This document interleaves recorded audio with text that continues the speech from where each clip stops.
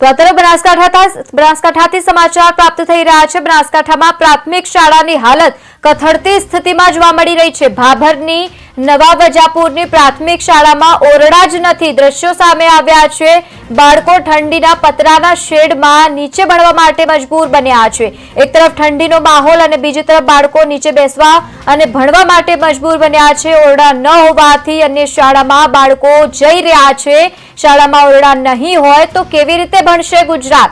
દ્રશ્યો સામે આવ્યા છે। બનાસકાંઠાના ભાભર તાલુકામાંથી છેવાડાના વિસ્તારોમાં પ્રાથમિક શાળાની હાલત કથળતી જોવા મળી રહી છે। ભાભરના નવા વજાપુરની પ્રાથમિક શાળામાં ઓરડા ન હોવાથી બાળકોને અભ્યાસમાં તકલીફ પડી રહી છે।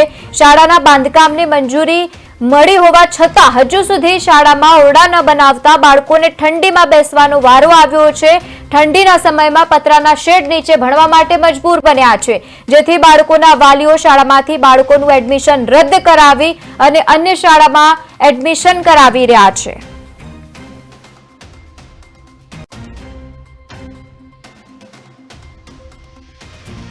તે મારી વિનંતી છે સરકારને કે બાળકો ઠંડીના કારણે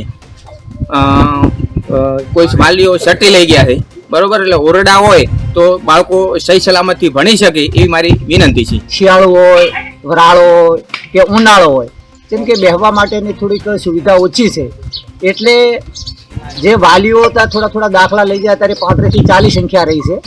તો અમારે સરકારશ્રીને એવી વિનંતી છે કે તાત્કાલિક જે ઓરડા મંજૂર થયા હોય તો બાંધકામ કરે અને દરેક બાળકો થોડાક શિક્ષણ મેળવી શકે એવી અમારી સરકાર આગળ વિનંતી છે।